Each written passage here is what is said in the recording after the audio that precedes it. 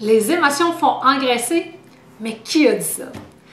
Si ça vous intéresse, restez à l'écoute parce que je vous partage ma vision des choses par rapport à manger ses émotions. Alors, d'entrée de jeu, je me présente, je suis Nathalie Tremblay, je suis une coach d'impact en gestion de poids, je suis la fondatrice du défi 21 jours sans sucre et du programme Mon poids bonheur.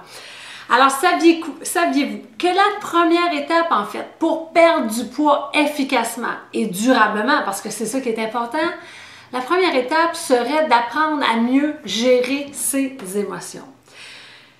Il y a un millier de livres écrits sur le sujet « Arrêter de manger ses émotions ». Mais je pense qu'il est important de comprendre qu'est-ce qui fait que l'on mange ces émotions-là, parce qu'on n'arrêtera pas d'avoir des émotions. Et Dieu merci, on est des êtres d'intensité, on est des êtres d'émotions. C'est ce qui nous différencie en fait de tous les autres êtres vivants de la planète.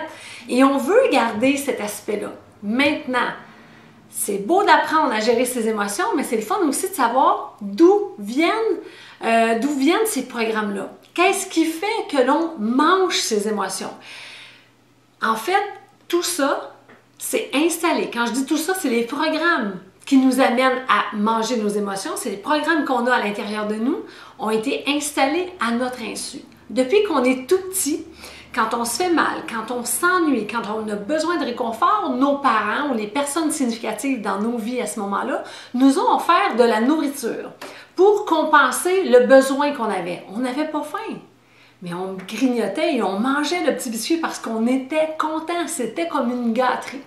Moi, je me rappelle, j'allais garder, quand j'étais jeune, j'allais garder en fait trois petits cousins. Ma tante qui avait eu, elle, 3 garçons, qui avait une entreprise familiale avec son homme, donc travaillait beaucoup et avait besoin durant l'été d'un coup de main. Alors j'allais garder. Et ma tante Diane me disait tout le temps, pour aider le plus petit, le plus jeune à s'endormir, trempe sa suce dans le sirop de maïs, tu vas voir, il s'endort. Moi, du haut de mes 11 ans, là je le sais, vous allez dire, ça se fait plus à 11 ans de garder 3 jeunes enfants. Je le sais. Mais à l'époque, beaucoup de choses étaient permises par rapport à notre innocence, en fait. Alors, j'avais du haut de mes 11 ans, j'ai rapidement compris que d'abord, j'aimais les raccourcis et deuxièmement, si je sortais le pot de sirop de maïs, les 3 garçons allaient se gaver là-dedans. Et c'était pas long. Après, ils s'endormaient, ils s'écrasaient. Les 2 plus vieux s'écrasaient sur le divan et dormaient pour le reste de l'après-midi. Le tout petit dormait dans sa basinette. Quand il chignait, j'allais retourner la suce dans le sirop de maïs et j'allais lui remettre ça dans la bouche et j'avais la paix. Ma tante s'achetait des belles revues de mode, ce que j'avais pas à la maison. Alors, je passais mes après-midi à feuilleter les revues en paix et j'étais payée pour faire ça. Je dis ça en même temps, je fais des blagues, mais on était innocents, on ne savait pas ce qu'on faisait. Mais moi, ce que je faisais, à quoi je contribuais avec ma tante, en fait, c'était à leur installer des programmes à l'intérieur d'eux autres que quand ils vivaient des émotions, que ce soit de l'ennui, de la tristesse, de la colère, je leur changeais les idées littéralement avec de la nourriture. Je contribuais à donner un rôle à la nourriture qui était tellement autrement que de nourrir ces petits bonhommes-là.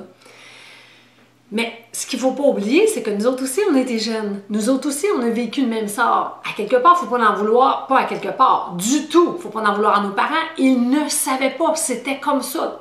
Premièrement, ils communiquaient leur amour avec le sucre et d'autres fois, où littéralement, c'était pour avoir la paix parce qu'ils avaient une besogne énorme parce que tout se faisait pas automatiquement comme on a l'habitude maintenant. Alors, pour avoir la sainte paix, ben, ils nous remplissaient de bec. Et c'était comme ça. Ils faisaient avec les moyens du bord, avec ce qu'ils savaient à l'époque. Mais aujourd'hui, hey, on est au courant, on sait comment est-ce que donner de la nourriture à un enfant, donner de la nourriture à soi, quand le besoin n'est pas la faim, on est à côté de la traque complètement.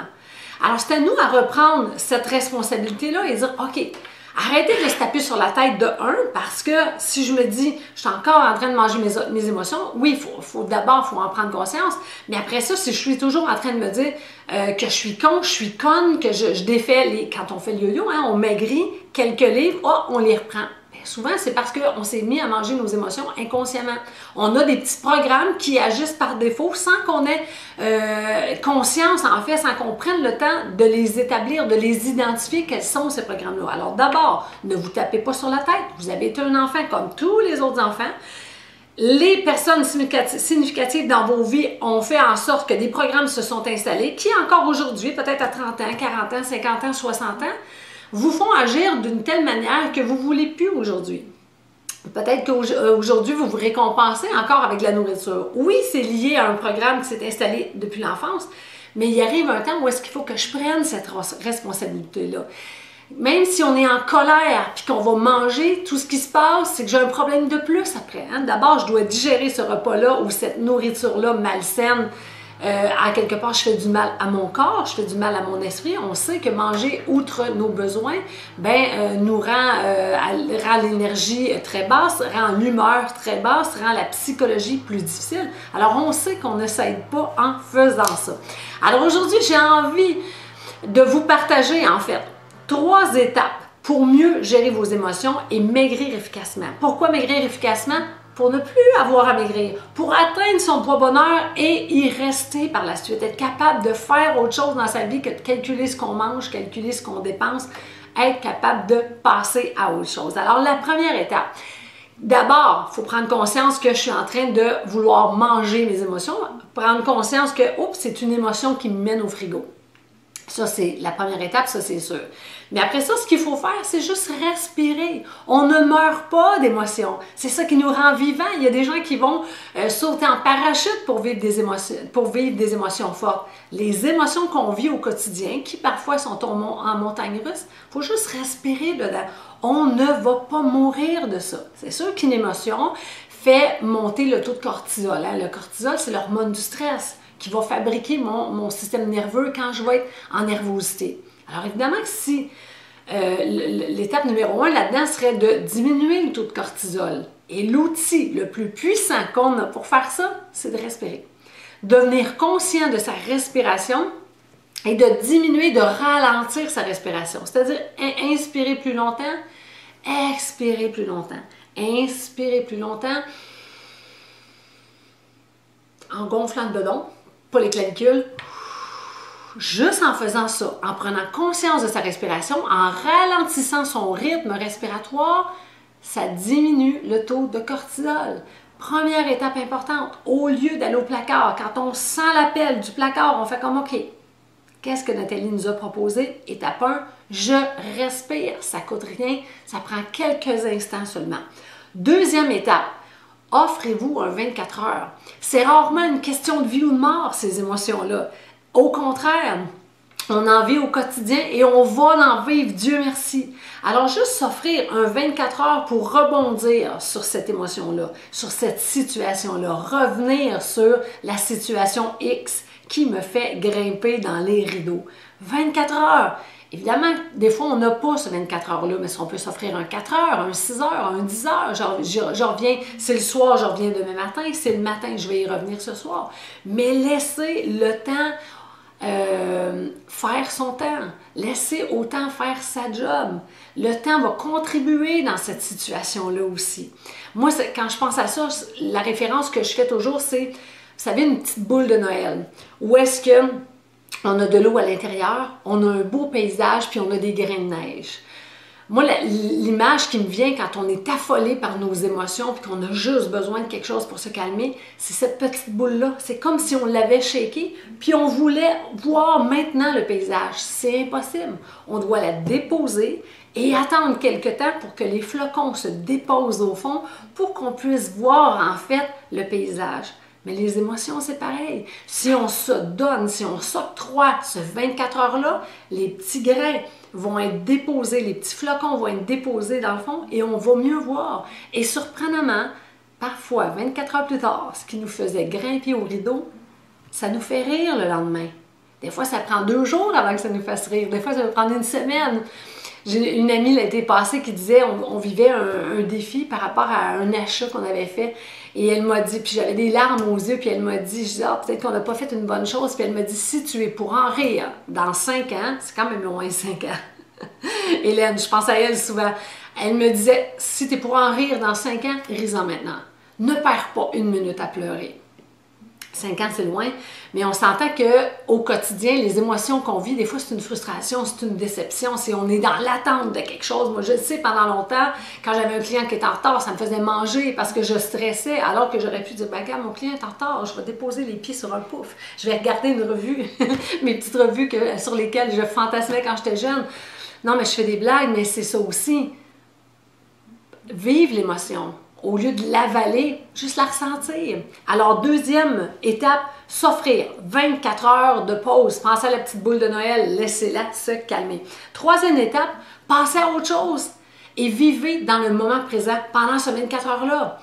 Passer à autre chose, ça veut dire aussi penser à autre chose. Ça ne veut pas dire oh, je vais le ruminer pendant 24 heures parce que là, ça peut faire boule de neige et le petit problème, le lendemain, peut devenir une catastrophe monumentale. C'est pas ça qu'on veut non plus. Si on dit pendant 24 heures, je m'offre une pause, bien, c'est de prendre cette situation-là, cette frustration-là, cette émotion-là, de la déposer quelque part et de dire je vais te revenir. Mais en attendant, moi, j'ai envie d'être heureuse, j'ai envie de profiter de cette journée-là parce qu'une fois que cette journée-là va être terminée, la page du calendrier va être tournée, on n'y reviendra pas. Pour la vie, cette journée-là, elle est terminée. Alors, de passer à autre chose et de penser à autre chose, ça veut dire d'aller dans le moment présent.